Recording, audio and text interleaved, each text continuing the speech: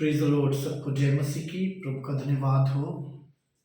ये समय मिला कि प्रभु के वचन में से आप लोगों को कुछ बताया जा सके। परमेश्वर का वचन सामर्थ्य है और जब हमारे जीवन में आता है ये हमें बहुत कुछ सिखाता है। बाइबल प्रार्थनाओं के बारे में बहुत कुछ बताती है और आज का जो मेरा विषय होगा वो होगा पारिवारिक प्रार्थना, फैमिली प्रेयर। बाइबल अलग अलग प्रार्थनाओं के बारे में बताती है। व्यक्तिगत प्रार्थना, सामूहिक प्रार्थना, उपवास प्रार्थना और जब हम कलीसिया के बीच में जाके जाते हैं वो प्रार्थना, बहुत सारी प्रार्थना। और प्रार्थना एक बुनियादी सच है मसीह जीवन का। बिना प्रार्थना के मसीह चल नहीं सकते। प्रार्थना से ही हम परमेश्वर से बातचीत करते हैं और उत्तर पाते हैं, क्योंकि यीशु मसीह ने कहा मांगो तो तुम्हें दिया जाएगा। ये बहुत अच्छी बात है जब हम व्यक्तिगत प्रार्थना करते हैं। गुड। जब कोई हमारे ऊपर हाथ रख के प्रार्थना करता है, बहुत अच्छी बात है। जब हम कलीसिया में जाकर प्रार्थना करते हैं, बहुत अच्छी बात है। जब हम प्रभु के दास को अपने घर में बुला के प्रार्थना करवाते हैं, बहुत अच्छी बात है। लेकिन एक बात, बहुत खास बात मैं आप लोगों के बीच में रखना चाहता हूँ, पारिवारिक प्रार्थना। और इसमें बहुत सामर्थ्य है। परमेश्वर के वचन में से एक हिस्से को हम पढ़ेंगे। इस वचन के लिए प्रेरितों के काम 16वां अध्याय और 25 से लेकर 27वें आयत तक। Acts of apostle chapter 16 starting from 25 to 27, first part. इसमें ऐसा लिखा हुआ है, आधी रात के लगभग पौलुस और सिलास प्रार्थना करते हुए परमेश्वर के भजन गा रहे थे और कैदी सुन रहे थे। इतने में एकाएक बड़ा भूकंप आया, यहाँ तक कि बंदी गृह की नींव हिल गई और तुरंत सब द्वार खुल गए और सबके बंधन खुल गए। 27वें आयत में लिखा है, दरोगा जाग उठा। परमेश्वर अपने वचन के पढ़े और सुने जाने पर आशीष दे। यहाँ पर जो वचन हमने पढ़ा है, हालांकि ये दो भाई पौलुस और Silas, they are not biological brothers. भाई ये एक माँ की कोख से नहीं है, लेकिन बाइबल बताती है कि हम सब कलीसिया में आके भाई बहन बनते हैं, हम एक दूसरे के साथ जुड़ते हैं। प्रभु यीशु मसीह का खून हमें जोड़ता है। यहाँ पर पौलुस और सिलास आधी रात को गीत गा रहे थे, प्रार्थना कर रहे थे और ये एक बंदी गृह में है।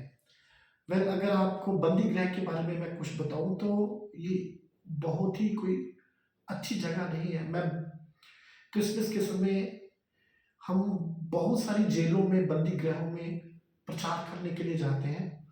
तो कैदियों को जब बाहर निकाला जाता है तो वो बहुत सारे, उनके लिए ये बड़े दिनों के बाद शायद वो आते फ्रस्ट्रेटेड हुए होते हैं, उनको घर की याद आती है, तो वो बहुत सारी शरारतें करते हैं, बहुत सारे लोगों के ऊपर हंसते हैं, गुस्सा दिखाते हैं पुलिस के ऊपर। लेकिन यहाँ पर जब हम पढ़ते लिखा है, कैदी बहुत ध्यान से सुन रहे थे पौलुस और सिलास जब प्रार्थना कर रहे थे। दो भाई मिलकर, परिवार बनकर जब परिवार प्रार्थना कर रहे हैं, तो आइए आज हम सीखेंगे कि पारिवारिक प्रार्थना में कितनी सामर्थ्य है। पहली बात हम यहाँ पर पढ़ते हैं 25वें आयत में, आधी रात के लगभग पौलुस और सिलास प्रार्थना करते हुए परमेश्वर के भजन गा रहे थे और कैदी सुन रहे थे। लिखा है, इतने में एक बहुत बड़ा भूकंप हुआ। पंजाबी में अपनी भाषा में बोले, एक भूचाल आ गया, एन अर्थक्वेक टुक प्लेस। देखिए, पौलुस और सिलास यहाँ पर रोम में परमेश्वर के वचन को सुनाने के लिए जेल में डाले गए। उन्होंने कोई भी वहां पर अपना एडवोकेट खड़ा नहीं किया है, हालांकि उनको कोई कसूर नहीं है। वचन को सुनाने के लिए वो जेल में डाले गए, लेकिन वो प्रार्थना कर रहे हैं। उन्होंने अपनी कोई सफाई पेश नहीं की है, लेकिन बाइबल बताती है जब दो भाई मिलकर प्रार्थना कर रहे हैं तो परमेश्वर उनके शत्रुओं की नींवें हिला देता है। पारिवारिक प्रार्थना में इतनी सामर्थ है, जो आपके सताने वाले हैं परमेश्वर उनको हिला देगा। ये बहुत ही जरूरी है। बहुत सारे मसीह लोग अपने आप को जस्टिफाई करने के लिए, अपने आप को बतलाने के लिए, अपने आप को साबित करने के लिए दूसरों से लड़ते हैं। ये हमारा काम नहीं है, ये मसीहियों का काम नहीं है। बाइबल में यीशु मसीह ने भी कहा, जो तुम्हें तंग करते हैं, सताते हैं, उनके लिए प्रार्थना करो। पौलुस और सिलास जब अपने आप प्रार्थना कर रहे हैं तो परमेश्वर ने शत्रुओं की नींवों को हिला दिया, बंदी गृह की नींवों को हिला दिया। That's a power of family prayer. और लिखा हुआ है कि परमेश्वर के वचन में कहा कि तुम नहीं लड़ना। परमेश्वर ने इस्राएल को कहा, युद्ध तुम्हारा नहीं, युद्ध मेरा है। अगर आपको कोई तंग करता है, जो सुन रहे हैं, तो उनके लिए प्रार्थना, परिवार में प्रार्थना करनी शुरू करें। परमेश्वर आपके सामने रिजल्ट देगा। परमेश्वर आपके सताने वालों को बता देगा कि परमेश्वर कौन है। लेकिन अगर आप खुद लड़ेंगे तो वो बात नहीं बनेगी। पौलुस और सिलास ने यहाँ पर और कुछ नहीं किया, बस प्रार्थना की। पहली बात, पारिवारिक प्रार्थना हमारे शत्रुओं की नींवों को हिलाती है, हमारे शत्रुओं को ऐसा सबक सिखाती है जो शायद हम ना सिखा सके, लेकिन परमेश्वर सिखाता है। तो लड़ना काम हमारा नहीं है। क्या आपको आपकी मसीहत के कारण या आपके विश्वास के कारण लोग आपको तंग करते हैं? क्या आपके पड़ोसी आपके ऊपर जादू टूना करते हैं? क्या लोग आपकी मसीहत के कारण आपको तंग करते हैं? कुछ मत कीजिए, बैठ के परिवार में प्रार्थना करनी शुरू कीजिए। God will deal with them. परमेश्वर उनके साथ व्यवहार करेगा, परमेश्वर आपकी ओर से लड़ेगा। दूसरी बात यहाँ पर लिखा है कि इतने में बहुत बड़ा भूकंप हुआ और यहाँ तक कि बंदी गृह की नींवें हिल गई। और आगे लिखा है, तुरंत सब द्वार खुल गए। एक नहीं, लिखा है सब। अगर आप जेल में कभी जाएंगे किसी को मिलने के लिए, तो वहां पर छोटे छोटे बैरिकेड्स होते हैं, अलग अलग बहुत सारे द्वार होते हैं, बहुत मजबूत होते हैं, बहुत बड़े बड़े ताले होते हैं उनको, ताकि कैदी बाहर ना आ सके।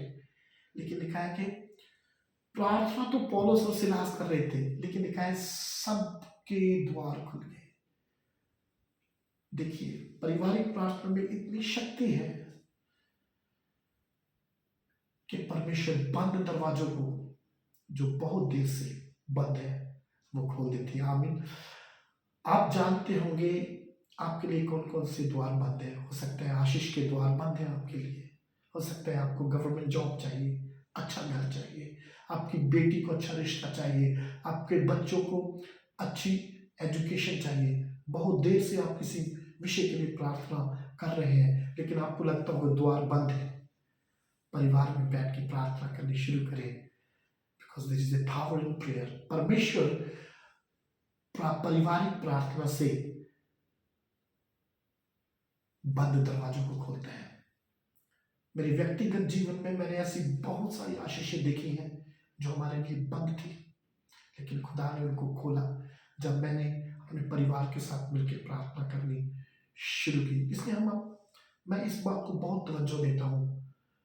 मैं शायद किसी अपना प्रार्थना विषय किसी पासवान को या अपने लीडर्स को ना बताऊं, लेकिन जब मैं, मेरी पत्नी अपनी माँ के साथ मिलकर प्रार्थना करते हैं, मैंने हमेशा इन बातों का उत्तर पाया। और आप सबको मैं उत्साहित करना चाहता हूँ कि पारिवारिक प्रार्थना में इतनी ताकत है कि ये बंद दरवाजों को खोलती है। आगे लिखा हुआ है 26वीं आयत में, इतने में एक बड़ा भूकंप आया और यहाँ तक कि बंदी गृह की नींवें हिल गई। और आगे जैसे हमने पढ़ा, तुरंत सब द्वार खुल गए। और आगे लिखा है सबके बंधन खुल गए। देखिए, पौलुस और सिलास ही प्रार्थना कर रहे हैं, लेकिन पारिवारिक प्रार्थना में सामर्थ्य देखिए, जो दूसरे कैदी हैं उनको भी जो बेड़ियां थी उनके हाथों में भी जो जंजीरें थी, लिखा है वो सब के सब खुल गए। अमेजिंग, बहुत ही अद्भुत है ये। पारिवारिक प्रार्थना की सामर्थ्य देखिए, लिखा है कि उनकी बेड़ियां तो खुली, दूसरों की भी खुल गई। पारिवारिक प्रार्थना में इतनी सामर्थ्य है कि ये बंधनों को तोड़ती है। बहुत सारे लोग मसीह होने के बावजूद भी आज भी बंधनों में है, गरीबी के बंधन में। वो कमाते तो हैं लेकिन गरीबी उनका पीछा नहीं छोड़ती। उनको बुद्धि ज्ञान नहीं मिलता कि वो कैसे सेव करें। बहुत सारे लोग बीमार हैं, बीमारियों के बंधन। बहुत सारी ऐसी बातें जो उनके बाप दादाओं पीढ़ियों के जो श्राप है, पीढ़ियों की जो बीमारियां हैं, वो भी लोग अपने जीवन में देखते हैं। ये बंधन होते हैं। लेकिन बाइबल बताती है पारिवारिक प्रार्थना में इतनी सामर्थ्य है कि ये बंधन तोड़ सकती है। आप ही जानते हैं आप कौन से बंधन में हैं। मित्रों, दोस्तों, प्रभु के लोगों, कलीसिया, अगर आप महसूस कर रहे हैं कि आप किसी बंधन में हैं, you need not to have a lay hand. किसी से व्यक्तिगत किसी को पैसे देकर प्रार्थना करवाने की जरूरत नहीं है। लोग आज बहुत सारे लोग लाइनों में लग के पैसा देके, एडवांस में पैसा देके अपने बंधनों से छुटकारा पाना चाहते हैं। वो बिब्लिकल नहीं है। लेकिन अगर आप इन बंधनों से छुटकारा पाना चाहते हैं तो आपको किसी के हाथ की जरूरत नहीं है। परिवार में बैठ के प्रार्थना करें, क्योंकि पारिवारिक प्रार्थना सब बंधनों को तोड़ देती है। Praise the Lord. यहाँ पर लिखा है पौलुस और सिलास के नहीं, दूसरे कैदियों के बंधन भी खुल गए। इट्स अमेजिंग, वंडरफुल, बहुत ही अद्भुत है। परमेश्वर ने उनके बंधनों को, बिल्कुल उनके बंधनों को खोल दिया। डिवाइन तरीके से, ईश्वरीय तरीके से। आप अपने श्रापों से छुटकारा नहीं पा सकते, बंधनों से छुटकारा नहीं पा सकते। पारिवारिक प्रार्थना में प्रभु यीशु मसीह के सामने जब आप गिड़गिड़ाएंगे, परमेश्वर आपके बंधनों को खोलेगा। और ये सब कुछ संभव है पारिवारिक प्रार्थना में। आपको बहुत दूर जाने की जरूरत नहीं है, दूर दूर चर्चों में जाने की जरूरत नहीं है। परिवार में बैठ के प्रार्थना करें, आपका सल्यूशन आपके परिवार में है। और आगे लिखा हुआ है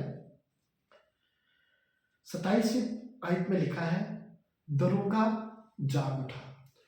वो जब प्रार्थना कर रहे हैं, बहुत बड़ा हलचल हो गया है, बहुत बंधन खुल गए हैं, द्वार खुल गए हैं, एक ऐसा मंजर हो गया वहां पर कि ये क्या हो रहा है। सब लोगों को पता चल गया, कुछ अद्भुत सामर्थ्य हुआ है।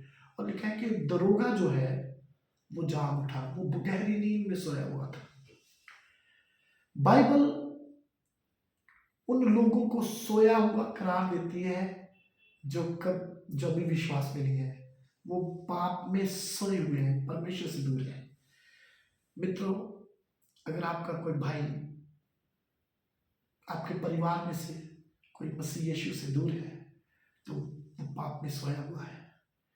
अगर आपका कोई रिश्तेदार, आपका बेटा, आपकी बेटी या आपका पति जो परमेश्वर से दूर है, नशा करता है, वो न पाप में सोया हुआ है। लेकिन जब आप मिलकर प्रार्थना करें, खास करके बहुत सारे पति ऐसे होते हैं जिनके लिए पत्नियां प्रार्थना करती कि उनके पति नशा छोड़े। मेरी बहन अपने बच्चों को लेकर परिवार में बैठ के अपने पति के लिए प्रार्थना करनी शुरू करे। पारिवारिक प्रार्थना में इतनी सामर्थ्य है कि परमेश्वर जो लोग पाप में सोए हुए उनको जगाता है। ये दरोगा एक ऐसा इंसान था जो यीशु मसीह को नहीं जानता था, लेकिन जब पौलुस और सिलास ने प्रार्थना की, ये जाग उठा और ये इनके पास आया और इनको पूछा, बताइए मसीह यीशु को ग्रहण करने के लिए, उद्धार पाने के लिए मैं क्या करूं। तो वहां से प्रोसेस शुरू हो गया है और फिर इसने यीशु मसीह को ग्रहण किया। आपके परिवार में कितने ऐसे लोग हैं जो पाप में सोए हुए हैं? आपके पड़ोसी, आपके गांव के लोग, आपके डिस्ट्रिक्ट के लोग, आपके राज्य के लोग, बहुत सारे लोग अभी भी पाप में सोए हैं। हमें परिवारों में बैठ के उनके लिए प्रार्थना करनी है कि वो जाग जाए और मसीह यीशु में आए। सो ज्यादा लंबा ड्रैग नहीं करना चाहूंगा, लेकिन आज हमने सीखा कि पारिवारिक प्रार्थना में इतनी शक्ति है कि पारिवारिक प्रार्थना शत्रुओं की नींवों को हिलाती है। नंबर 2, पारिवारिक प्रार्थना हमने सीखा कि इससे सब द्वार जो बंद होते हैं वो खुल जाते हैं। तीसरा हमने सीखा जितने भी बंधन होते हैं सब बंधनों को ये तोड़ देती है पारिवारिक प्रार्थना। और चौथी बात, जो लोग प्रभु से दूर हैं, जो पाप में सोए हुए हैं, पारिवारिक प्रार्थना उनको जगाती है। सुनने वालों से मैं अनुरोध करना चाहता हूं, पारिवारिक प्रार्थना को अपने जीवन का एक अहम हिस्सा बनाएं। अच्छी बात है आप चर्चेस में जाते हैं, अच्छी बात है प्रभु आप कॉटेज प्रेयर मीटिंग करवाते हैं, लेकिन यदि आप परिवार में बैठ के प्रार्थना नहीं करते तो आप रियल अनॉइंटिंग को नहीं पा सकते। मैं आपको बताना चाहता हूं कि केरला को गॉड्स ऑन कंट्री क्यों कहा जाता है। हम उनसे बहुत पीछे हैं। मैं केरल में पढ़ा हूँ, मेरी वाइफ भी केरल की है, लेकिन मैं जब भी साल में 1-2 बार जाता हूँ, मैं देखता हूँ कि उनकी एक प्रथा है, अपने दिन को खत्म करने के लिए वो सब परिवार थके हुए आएंगे, इकट्ठे होकर प्रार्थना करने के बाद सोएंगे। चाय पीने से पहले, इससे पहले कि किचन में चाय बने, वो उठ जाते हैं, अपने घर में पारिवारिक प्रार्थना करते हैं।